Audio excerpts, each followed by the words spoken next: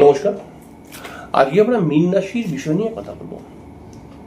আপনারও কি জীবনে নানান সমস্যা চলছে? আপনার কি সময় খুব খারাপ যাচ্ছে? কিছুতেই মনের মতো কিছু হচ্ছে না?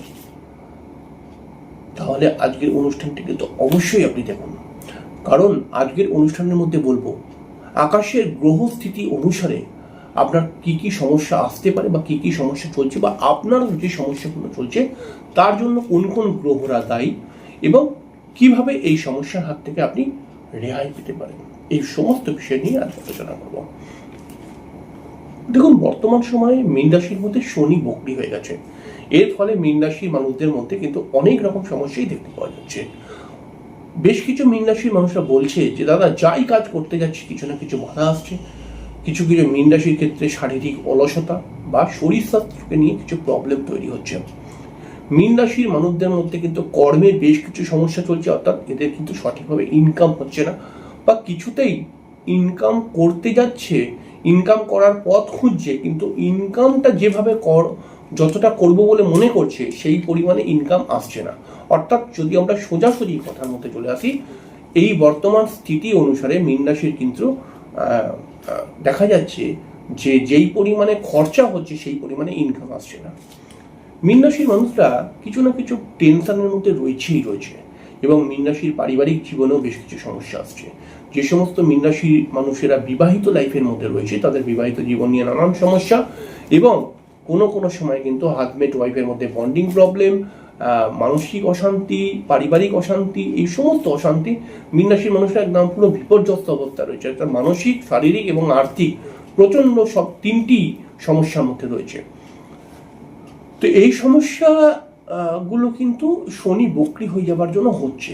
তার সঙ্গে সঙ্গে বৃহস্পতি পঞ্চম স্থানে আসার ফলে মীন রাশির মানুষদের মধ্যে যে আশা তৈরি হয়েছিল সেই আশাটা কিন্তু আশায় জল দিয়ে দিচ্ছে। আর একটা জিনিস, সেটা হচ্ছে কি, মীন রাশির ঠিক সপ্তম স্থানের মধ্যে শুক্র নিচস্থ হয়ে রয়েছে, এবং মীন রাশির জন্য নবমপতি অর্থাৎ ভাগ্যের অধিপতি মীন রাশির ঠিক চতুর্থ স্থান মিথুন রাশির ঘরের মধ্যে বসে রয়েছে, এবং এইগুলো কিন্তু মীন রাশির ক্ষেত্রে প্রবলেম করছে। বেশ কিছু মীন রাশির মানুষদের ক্ষেত্রে মাথা গরমের সমস্যা এসে যাচ্ছে, বা বেশ কিছু মীন রাশির মানুষদের ক্ষেত্রে কিন্তু এই মঙ্গল ফোর্থ হাউসে থাকার ফলে বিবাহিত জীবনেও নানান সমস্যা তৈরি করছে, পারিবারিক সমস্যাও অনেক আনছে। তো সমস্যা যাই হোক, এই সমস্যা থেকে কি আপনি বেরোতে চান? এই সমস্যার হাত থেকে কি আপনি রেহাই পেতে চান? আপনি কি এই সমস্যার হাত থেকে মুক্তি পেতে চান? তাহলে আমি যে ক্রিয়া বলছি, এই তিনটি ক্রিয়া কিন্তু অবশ্যই করুন। এটি কিন্তু আপনাকে লাভ দেবেই। কি করবে? আপনি কিন্তু অবশ্যই সোমবার দিনকে শিবলিঙ্গের মাথায় প্রত্যেক দিন 1 মাস ধরে কিন্তু এই ক্রিয়াটা করবেন। প্রত্যেক দিন ছোলার ডাল দিয়ে শিবলিঙ্গের মাথায় জল দিন। কয়েকটি ক্রিয়া বল, 3টি নয়, আর কারণ সব রাশির জন্য 3টি বলেছি, কিন্তু আপনার জন্য আমি 5টি ক্রিয়া বলবো। একটি হচ্ছে কি, ছোলার ডাল জলের মধ্যে, গঙ্গা জলের মধ্যে বা ভালো জল, শুদ্ধ জলের মধ্যে মিলিয়ে শিবলিঙ্গের মাথায় অর্পণ করুন, এবং নিজের সমস্যার কথা ভোলেনাথকে জানান। 2 নম্বর ক্রিয়া, একটি পাকা কলা নিন, কাঁঠালি কলা নিলে ভালো হয়। তার মধ্যে কিন্তু 11খানা লবঙ্গ গেঁথে দিন। গেঁথে নিজের মাথার উপর থেকে 21 বার ঘোরান। 21 বার ঘুরিয়ে সেই কলাটাকে আপনি পূর্ব দিকে মুখ করে এটা করবেন, কিন্তু সেই কলাটিকে, কোনো লবঙ্গ গাঁথা কলাটিকে পেছন দিকে ফেলে দেবেন। ঠিক আছে? মাথার উপর দিয়ে 7 বার বা 21 বার ঘুরিয়ে, ঠিক আছে, 7 বার না 21 বার ঘুরিয়ে 21টা লবঙ্গ নেবেন, কিন্তু 21টা লবঙ্গ 7 বার ঘুরিয়ে করবেন।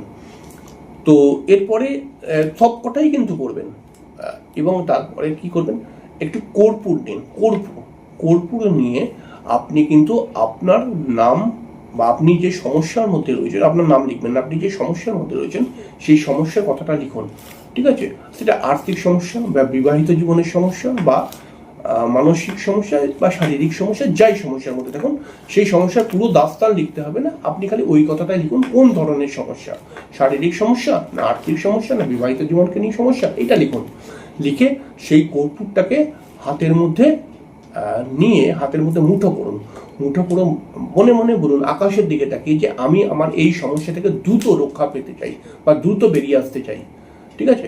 বলে আপনি কিন্তু অবশ্যই সেই কর্পূরটাকে কোনো অসত্য গাছের তলায় গিয়ে জ্বালিয়ে দিন, ঠিক আছে, মানে কর্পূর সমেত কাগজটাকে জ্বালিয়ে দিন, তাহলে কর্পূরটাও জ্বলে যাবে।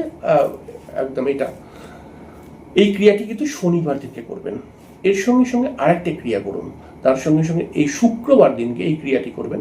একটা মধুর শিশি নিন, মধুর শিশির মধ্যে আপনি শুধুমাত্র আপনার যার সঙ্গে সমস্যা হচ্ছে বা ঝগড়া হচ্ছে বা অশান্তি হচ্ছে, সেটা আপনার বাড়ির কেউ হতে পারে, আপনার মা হতে পারে, আপনার স্ত্রী হতে পারে, আপনার বন্ধু বান্ধব হতে পারে, কেউ হতে পারে যার সঙ্গে আপনার বারবার বন্ডিং প্রবলেম হচ্ছে, আপনার প্রেমিক প্রেমিকা হতে পারে, তার নামটা একটা কাগজের মধ্যে লিখুন আর মধুর শিশির মধ্যে ঢুকিয়ে দিন, আর বাড়ির অগ্নিকোণের মধ্যে সেটাকে পুঁতে দিন। কিন্তু অবশ্যই আপনি যে বাড়িতে থাকেন সেই বাড়ির অগ্নিকোণে পুঁতে দিন। এবং তার সঙ্গে সঙ্গে আরেকটা ক্রিয়া বলবো, সেটা হচ্ছে কি, আপনি একটা ধূপকাঠি নিন, ধূপকাঠি নিয়ে ধূপকাঠিটাকে জ্বালিয়ে দিন। জ্বালিয়ে দিয়ে আপনি অবশ্যই সেই ধূপকাঠিটিকে তুলসী গাছের মধ্যে 11 বার দেখান। 11 বার দেখাবার পর সেই ধূপকাঠিটাকে নিয়ে গিয়ে কিন্তু অবশ্যই 11 বার দেখাতে দেখাতে কিন্তু আপনি নিজের সমস্যার কথা তুলসী মাকে বলুন, এবং তারপরে কিন্তু সেই ধূপকাঠিটাকে নিয়ে গিয়ে বাইরে, আপনার বাড়ির বাইরে কোনো গাছের নিচে অবশ্যই পুঁতে দিয়ে চলে আসুন। এই 5টি ক্রিয়া আপনি করুন, আপনি দেখবেন যে কি মিরাকেল রেজাল্ট আসবে।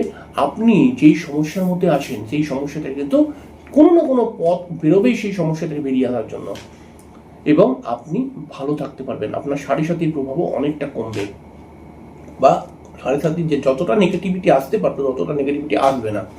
দেখুন, জন্মছকের মতো অশুভ দোষ বা এই যে নেগেটিভ সময় যাচ্ছে, এইসবের পেছনে বেশ কিছু লজিক রয়েছে, কারণ রয়েছে। আপনার পূর্বজন্ম, আপনার এত যে সময়টা খারাপ যাচ্ছে, এর পেছনে গ্রহ, আপনার জন্মছকের কিছু গ্রহ দোষ বা গ্রহ কম্বিনেশন তো রয়েছে, এবং সেখান থেকে বেরিয়ে আসতে গেলে এই ক্রিয়াটা করতে হবে, নচেত প্রতিকার করতে হবে। সঠিক প্রতিকার করেও কিন্তু একটা রেহাই পাওয়া যেতে পারে। আপনার জন্মচক্রের পুঙ্খানুপুঙ্খ বিচার করে সঠিক প্রতিকার করে যদি আপনি এগোন, তাহলে সেখান থেকে রেহাই পেতে পারে। আর যদি সেই সামর্থ্য না থাকে আপনার প্রতিকার করার এই মুহূর্তে, তাহলে আপনি অবশ্যই এই ক্রিয়াগুলো করে কিন্তু নিজের সমস্যা থেকে বেরিয়ে আসুন।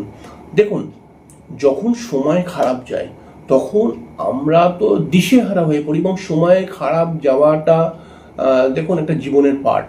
এবার এই সময় খারাপ যাচ্ছে, ঠিক আছে, কিন্তু অনেকেই রয়েছে, অনেক মীন রাশির মানুষদের সঙ্গে তো কথা আমি বলেছি, তারা বলছে যে দাদা সময় খারাপ যাচ্ছে তো ঠিক আছে, কিন্তু সময় খারাপের সঙ্গে অনেক কিছু সমস্যাও তৈরি করে দিচ্ছে, বড় বড় সমস্যা। অর্থাৎ পরিবারের সঙ্গে এমন কিছু বন্ডিং প্রবলেম নিয়ে আসছে, বিবাহিত জীবনের মধ্যে এমন কিছু বন্ডিং প্রবলেম নিয়ে আসছে যেগুলো অনেক বড় সমস্যা তৈরি হয়ে যাচ্ছে। তাহলে এই যে সমস্যা তৈরি হয়ে যাচ্ছে, এবার সময়টা ভালো হলেও এই সমস্যাগুলো রেস্ট থাকবে। তাই এই ক্রিয়াগুলো করে নিন, করে নিলে পারে কিন্তু আপনি সমস্যার হাত থেকে অনেকটাই রেহাই পেয়ে যাবেন, অনেকটাই এই সমস্যা আসবে না চট করে আপনার কাছে, ঠিক আছে। সমস্যা যে পুরোপুরি কেটে যাবে তাও আমি বলছি না, কিন্তু অনেকটাই রেহাই পেয়ে যাবেন। যাই হোক, আশা রাখছি খুব ভক্তি, শ্রদ্ধা এবং বিশ্বাসের সাথে এইগুলো করবেন, তাহলে পরে কিন্তু অনেকটাই সমস্যা আপনার কাটবে। পরের দিন কার একটি অনুষ্ঠান নিয়ে চলে আসবো, ততক্ষণের জন্য নমস্কার।